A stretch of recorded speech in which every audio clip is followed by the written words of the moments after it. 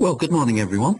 Welcome along to this best practice using the CAT4 reports. My name's Phil Wildman, and I'm joined here today with Sue Thompson, who's the Senior Publisher for CAT.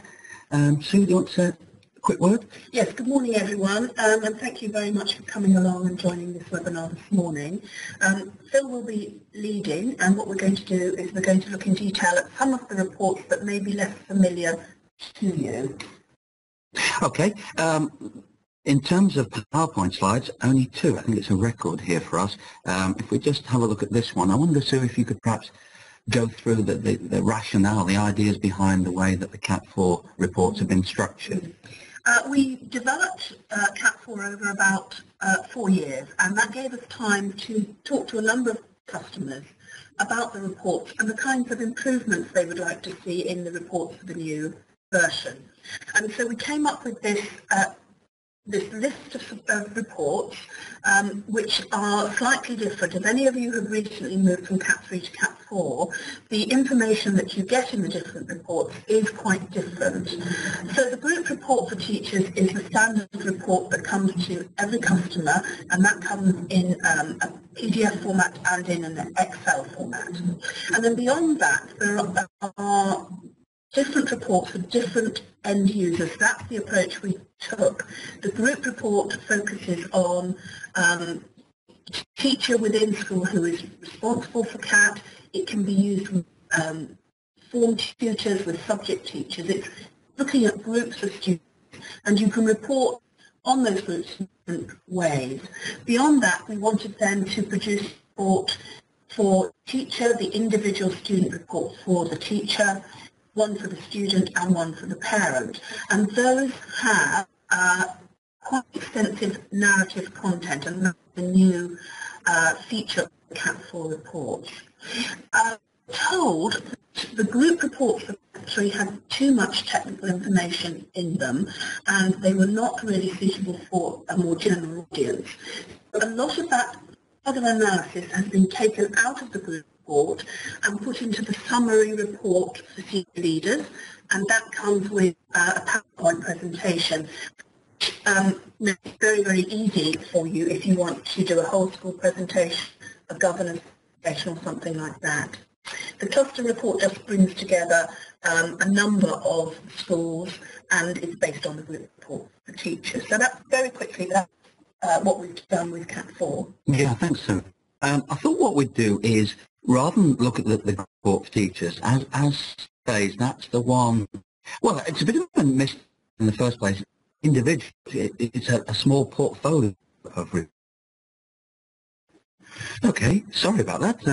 I don't know quite what else we can do, but if you do let us know, we can always repeat the last bit. Okay, and we'll also try and speak up and be as clear as we can. What I was saying was the group report for teachers actually is a small portfolio of reports for the teacher, but they are group orientated. That's the set of reports that comes with the package, as it were. And I thought really we could have a look initially, we would have a look at some of the other reports that are optional, but for us really do bring the power of CAT, because they look at individuals, and it's working with individuals in the classroom that so much extra performance in terms of looking at missed potential comes to light. So if you just bear with me again while I share desktop, I thought what we would do is look at some sample reports, and Sue and I can give you some tips on their use. Okay, there may be a bit of a lag before you actually see the screen as we see it, so I'll just put a sentence or two in to start with. What we're doing here is we're actually taking reports from the CAT4 support site. I don't know whether you're aware of this, but if you can see the screen and you can see the URL at the top, this is a very useful site to have a look at. It does have the sample reports. It's a site designed for people that are using the CAT and addressing perhaps some of the frequently asked questions, technical information that you may need. Anyway, it's www.cat4support.com, and the 4 is a number. And what I'm going to do is I'm going to start by drawing off the individual report, For teachers, individual report on students for teachers. So this is taking us one step further than the group report. Now I should have that already loaded up. Here we are. So again, there may be a slight delay in seeing it. I'm going to step through it. I won't necessarily show every detail. And this, again, there was an individual file in CAT4. This is an enhanced version of that with additional narrative. And as you will know, the profiling of students in CAT4 is quite different to the way we profile students in CAT3. We're looking here at verbal versus spatial ability, and so that is very much reflected in this individual report. Okay, that's good. So the start of this individual report actually is just a summary of what CAT is, what the various parts CAT actually look at with an example question. Why this is included is because we often, the people who like or commission CAT, or those that even administer it, aren't necessarily the people that deal with the data.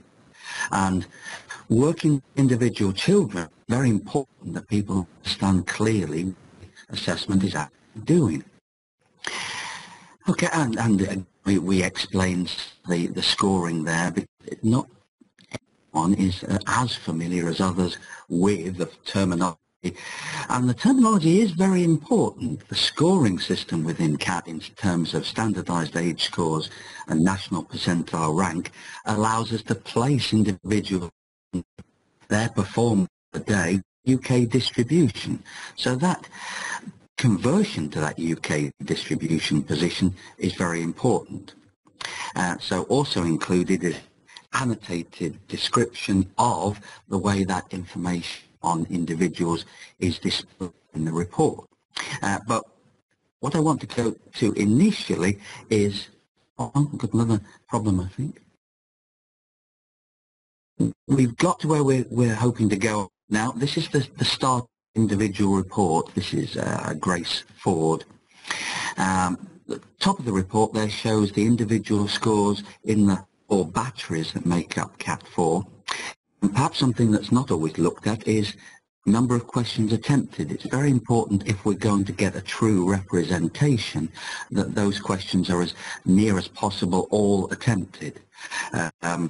Obviously, if the student is only attempting, half of the questions, it does draw into doubt some of the statistical interpretation. Standardized age scores, as we just said, very important because that gives us the position in that distribution, perhaps most easily seen in terms of national percentile rank. So that first score there you can see in verbal actually places that verbal performance in the top 1% of the UK population. To the right of that we can see that information displayed in a pictorial form. The dots are the performance on the day. The little horizontal lines are a representation of confidence bands, or if you like, the degree of certainty, and they voted in 90% confidence bands. So 90 times out of 100 or 9 times out of 10 we can be confident that a student's true score lies on that line. And you'll see where they don't overlap from one battery to another, that we can also have confidence that those scores are meaningfully statistically different. I'm just going to go a bit further down that page until we get to the profile summary. This particular plot, you can see, is almost off the extreme edge of this plot. This is something that you may be familiar with on the group report, but it's taking it a step further because this is plotted for the individual, and you can see that that individual score places them in the mild verbal bias part of the profile. Do you want to say a bit about the profile, Sue? Yes. This is something that we worked on with our CAT4 author, Dr. Pauline, and we were very keen that we should complete the suite of abilities that were tested with a separate spatial test.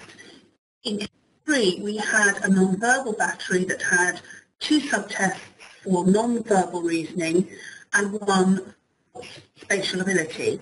And we felt that that mixing 2 things that were quite separate. So here we have separated those out, and we have treated verbal ability and spatial ability as extremes, and those are the 2 that we compare to create the profile. And we view non-verbal and quantitative as hybrid abilities that draw on both spatial and skills.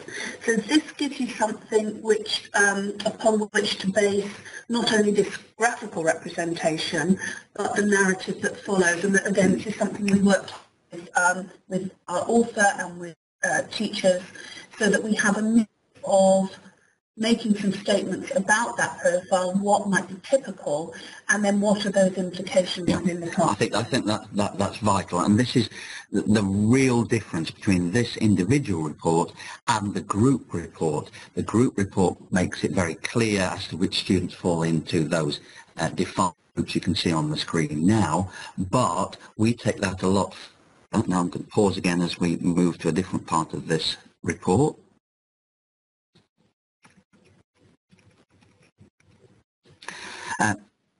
Okay, you can see here, I hope, this didn't exist within CAT4.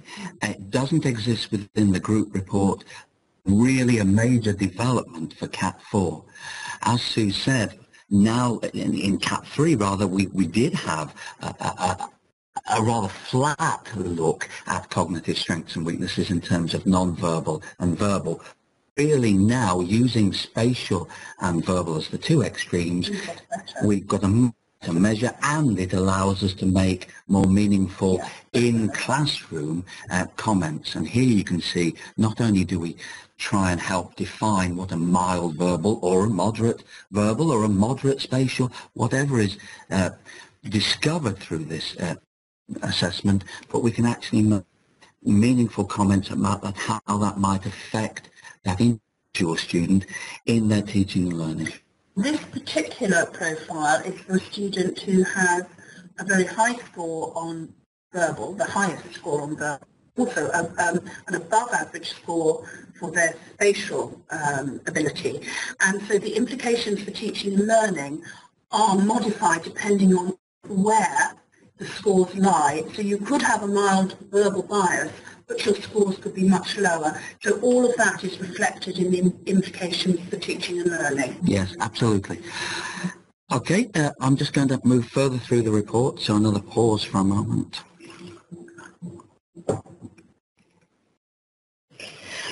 Okay, I've just moved further through the report onto indicators.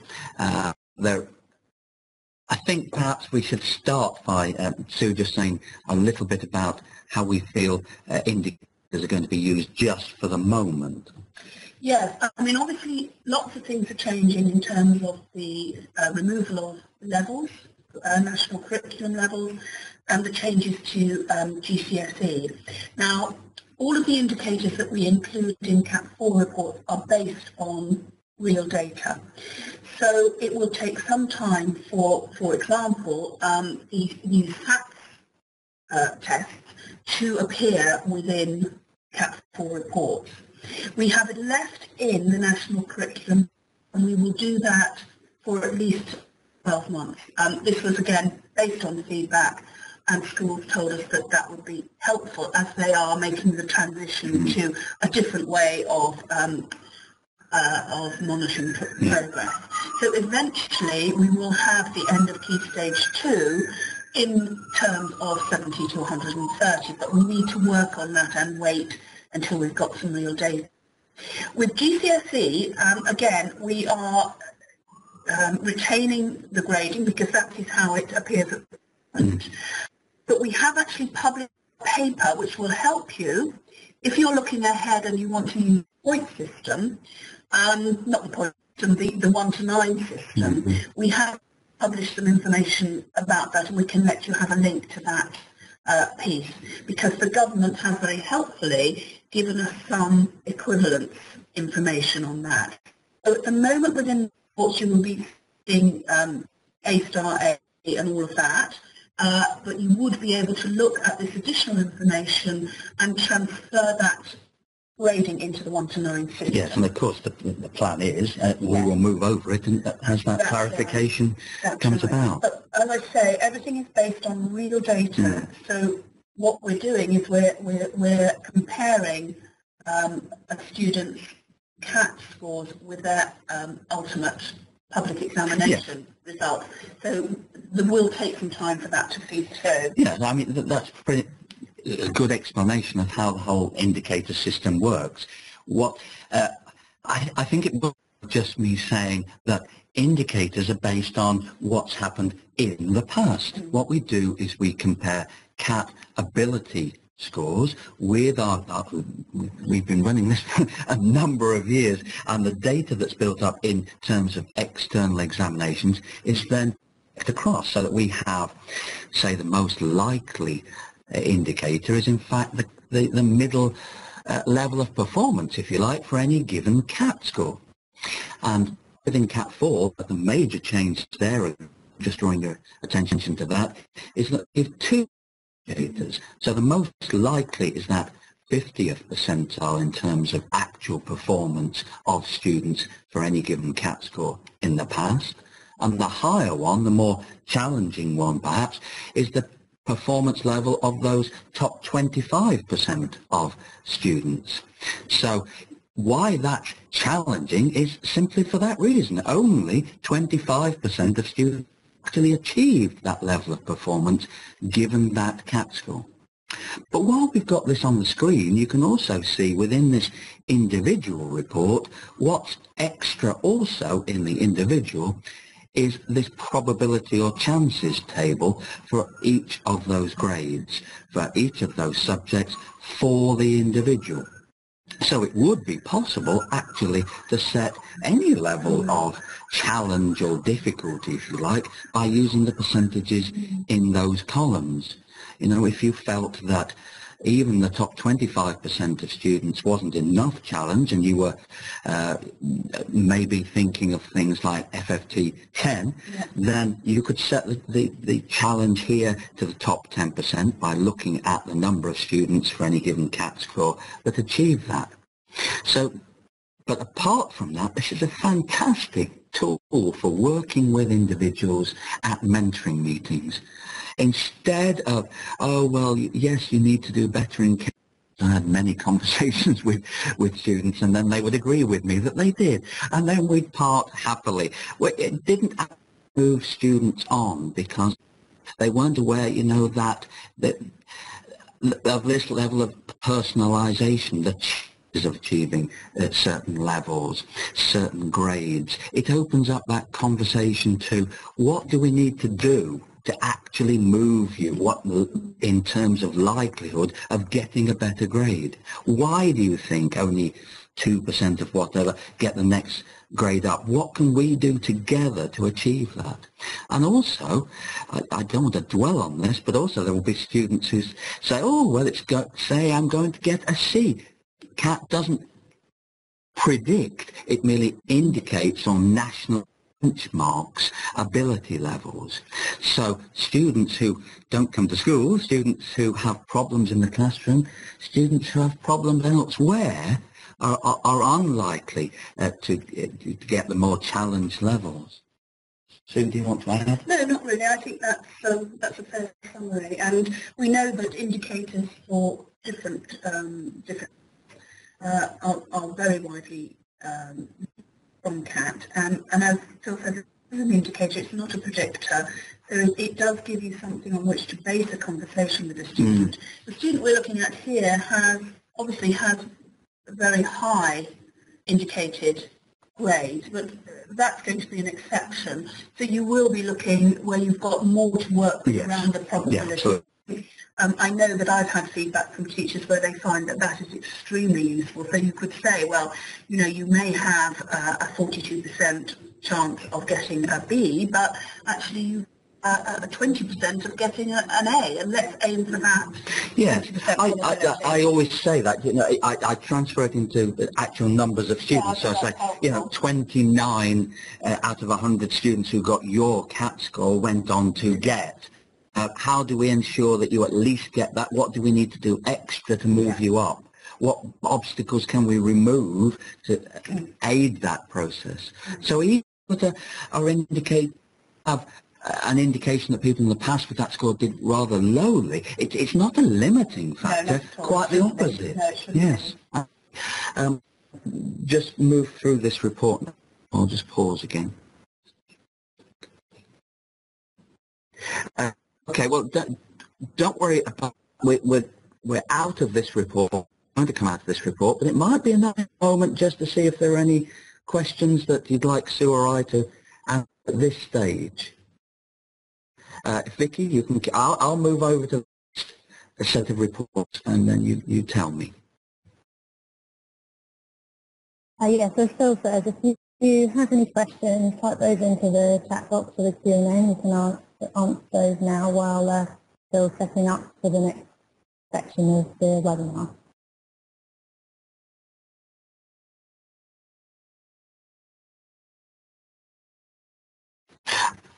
Okay, well, I'm going. Yeah, we will take the question on. I'm just explaining what I'm doing on the screen. So what I'm going to do now is choose one of two reports that are again absolutely new to CAT4, didn't exist in CAT3, and an individual report for parents. While it's loading up, I'll turn to Vicky if we have questions. Okay, so we have to confirm that the report should be discussed with students. Yeah. Absolutely, yes, that's the focus. It's to give the teacher information, a deeper understanding of that particular profile, to understand what are the characteristics of the profile, patients for teaching and learning.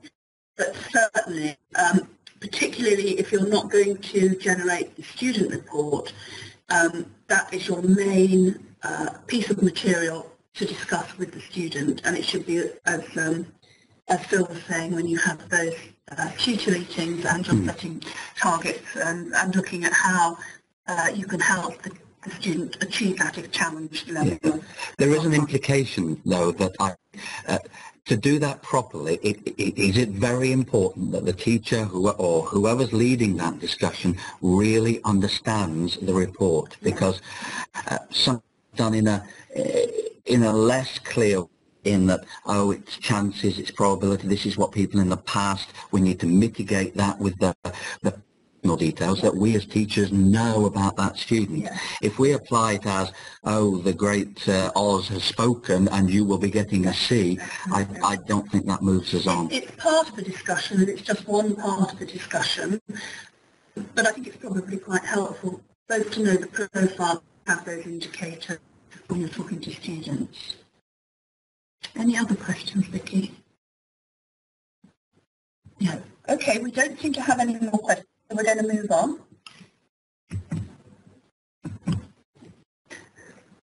Okay, what I've done is I've just moved us through those initial parts of the report, just so they don't fitting out. We've covered the same things. What is CAT? What is parts of the battery? What do the questions look like?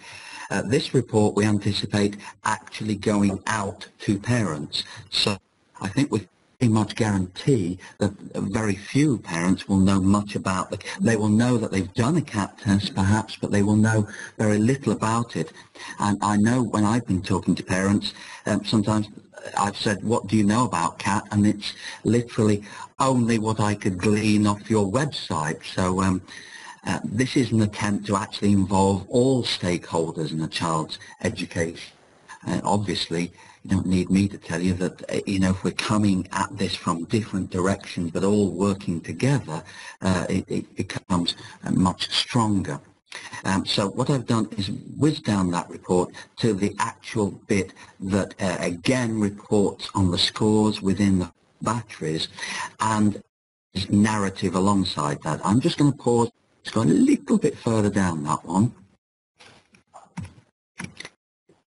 Okay, I should say there's been a slight change, again, responding to feedback from teachers, is that the scores reported in that table also show on the screens below average, average and above average.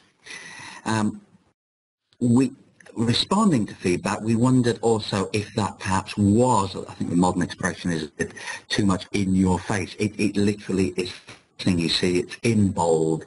It might not be the best place to do it. We've actually now gone for further report explaining that the yellow band area represents average months, and we retain the, I don't know whether that's a bar chart or a history. Yeah, we have the bar chart, we don't have the column headers. It's absolutely, you're talking to a parent, showing them a set of scores that looks like this. Imagine if you've got a student who has got a stay 9 score of 1 across all of CAT, so their bar chart is going to be, about a quarter of an inch into the row, and it was felt that added with the heading was not really the way to present this information. So we have changed that, and obviously the focus then can be on looking at the summary and what the parent can do with the school, with the support from the school to help their child at home. And that's this particular narrative. Yeah, it contains similar ideas to the narrative we saw in the individual report students 40. Now it's turned to help parents what they might do to help their children, knowing those cognitive strengths and weaknesses. The indicators are retained, and they're further down through the report, and I will show you that. I will have to shut up as I do so.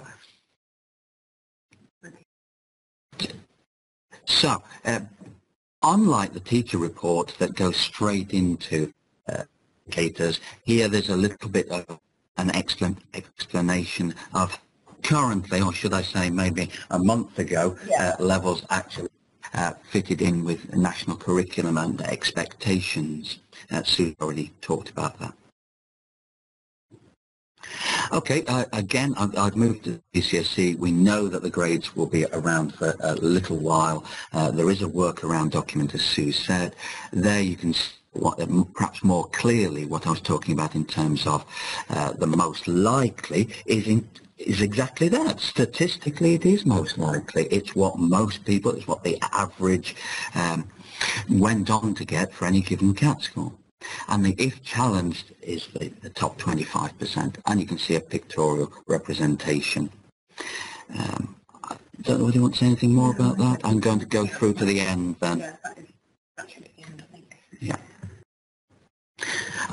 I'm going to do the same again then, so this time I'm going to look at the Senior Leaders Report. Whilst that's loading, if you have any questions you want to send through to Vicky, and Sue and I will have a go at answering them.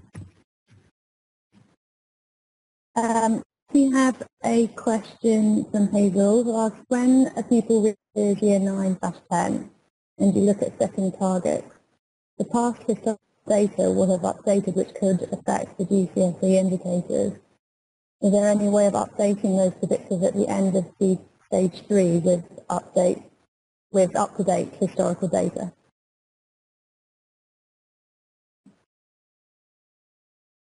I'm just trying to think this through. We update most of the indicators, and certainly we have been updating the end of Key Stage 2, GCSE and A-Level. We've been doing that on an annual basis.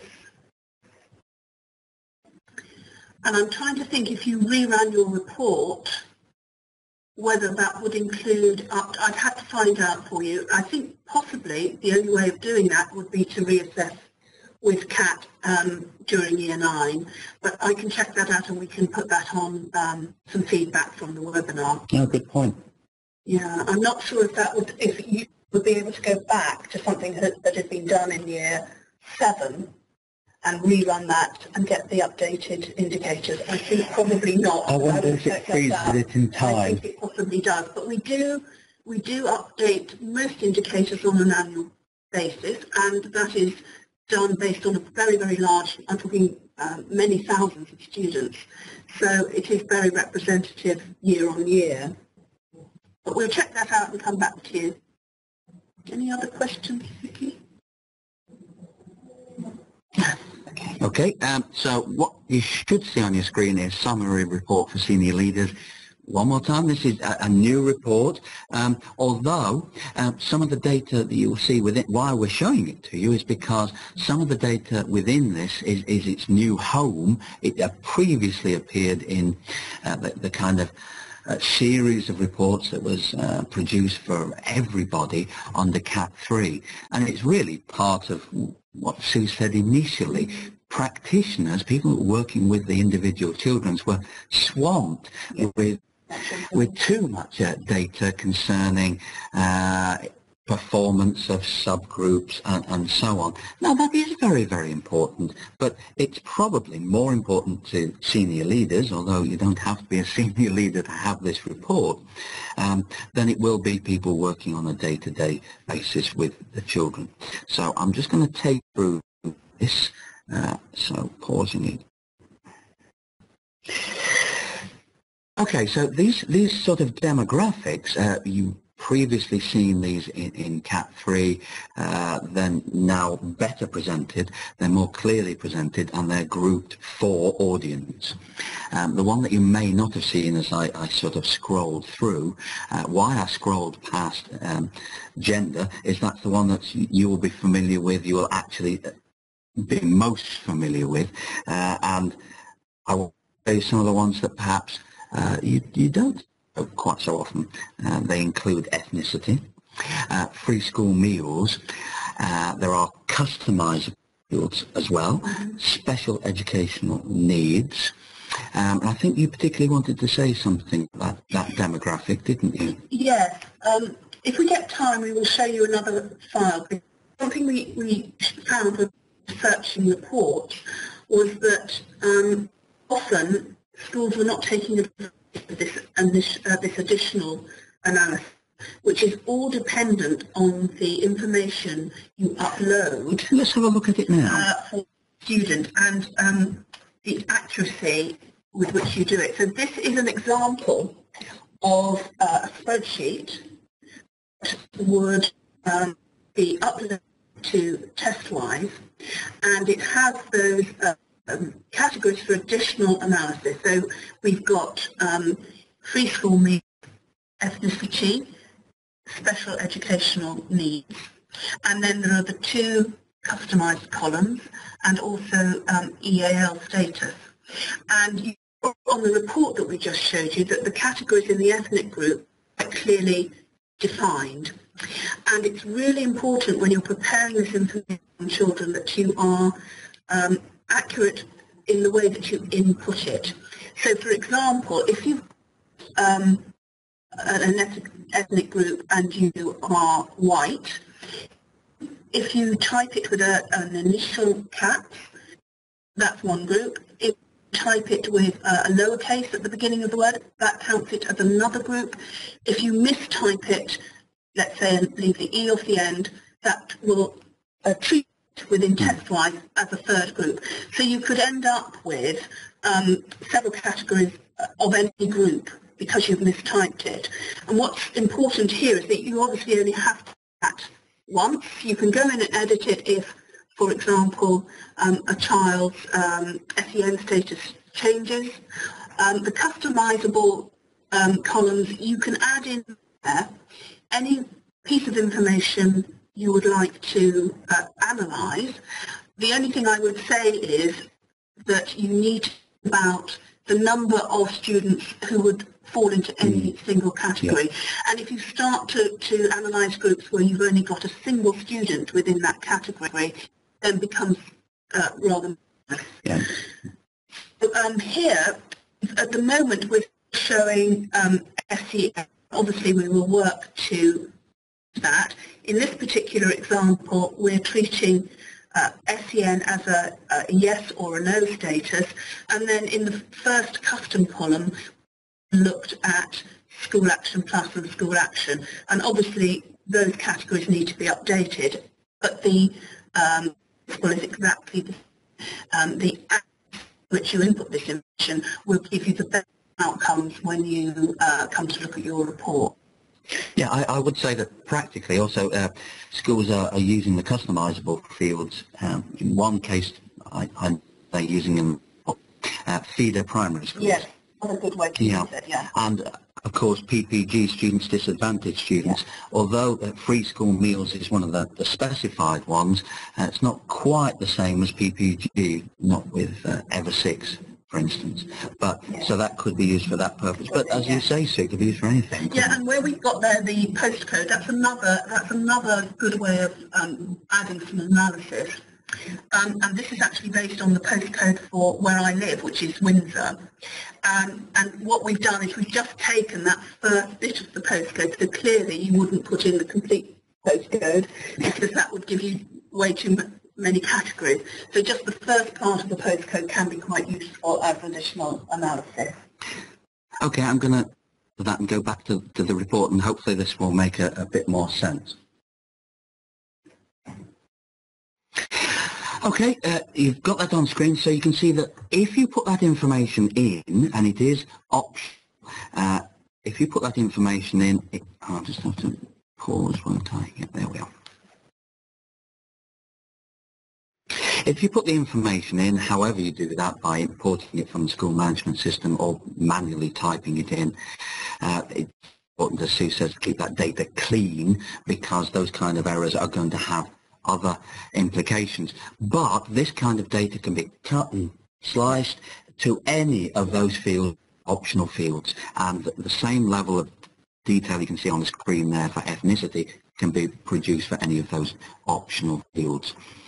This report also, not quite in the same format, actually we can produce one as a PowerPoint presentation, and the data that is here, the raw, as it were, can be is automatically placed into a PowerPoint. And that's extremely useful for sharing perhaps with other bodies, with you're part of a federation or trust, with people overseeing, or with a governing body, or at a parents' evening.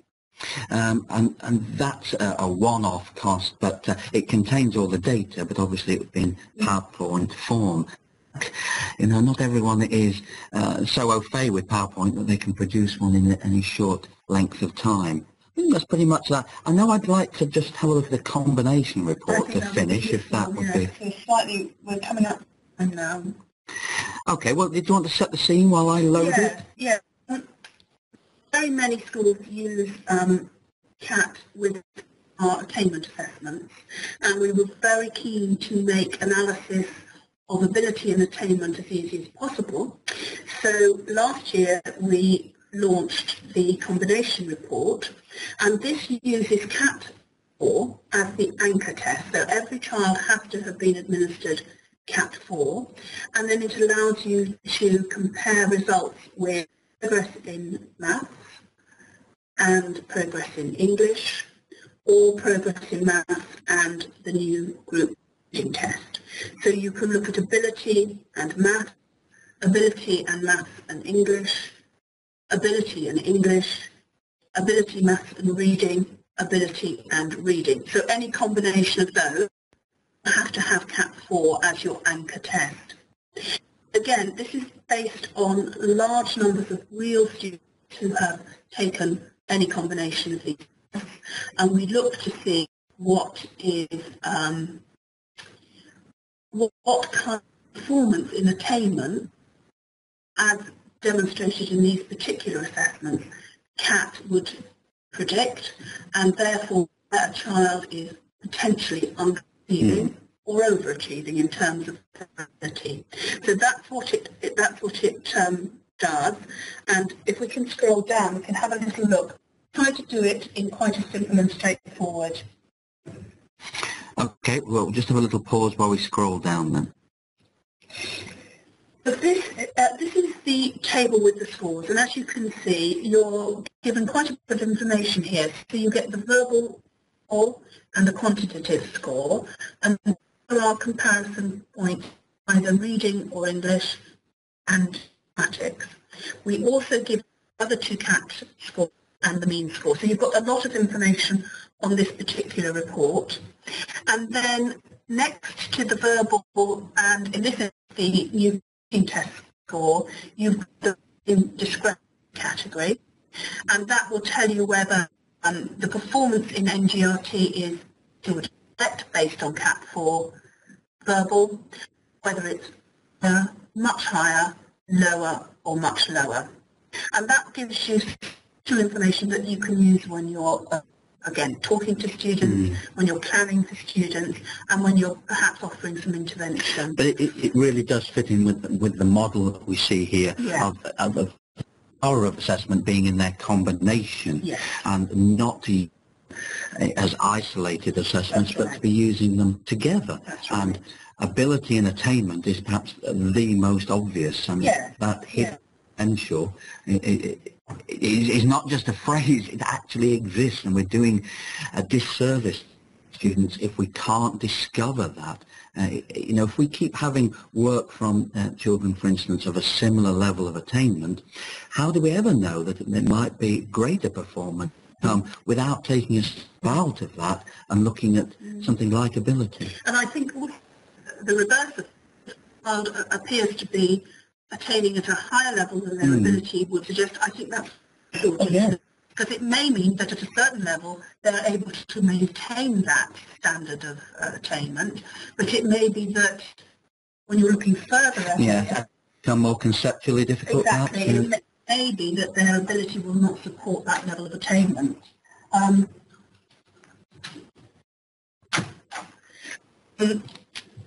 Sorry, we were just interrupted there, and I've lost my train of thought. So I think it's not just children who are achieving; it's looking at all children really.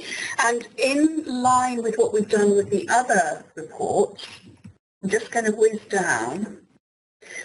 Added a little bit of narrative to help unpick that. There's some analysis. Quite a bit of analysis, you get nice analysis. Again, we've included the CAT4 process, so you get that scan. So it means that you don't have to keep going back to your CAT4 group report for teachers. You can actually quickly access this sort of information within this report. So you've got some CAT information there. And this is that section. This is the section. So this is where we then start to look, again, repeating the scattergram, which I hope you can all see now. And this particular one here is looking at the CAT4 verbal stay 9 and the NGRT overall stay 9. We're looking at reading and verbal ability. And I'm just going to scroll a bit further. Against expectation. And then again, we've got a little bit of narrative, just trying to unpick what the implications may be for those students who fall into each of those lists. I think it's important to say there that we're not coming up with answers necessarily. We're coming up with discussion points to actually lead people. Because, again, we're dealing with individuals. You, working with the children on the day-to-day, know that personalisation. But I think it is helpful for us to start, as you say, unpicking it and coming up with some questions that you might like to think about. The format is like that for each of those different categorizations, and students are listed within those groups. And what is important here is that you run this report at the point at which the children take the attainment test. So it can look back. Let's imagine you've registered in year 5 and you do some attainment testing in year 6. At the point in year 6 that you administer the test, you run this report and it looks back to those CAT results from year 5, and that's because obviously attainment is something that changes with time, but the ability is much, much more stable, so we're able to actually construct a report that allows you to do that. This is very, very useful. Yeah, I do, absolutely. Well, I think So I just wanted to say, because some of you have been asking where you can get the sample reports for this.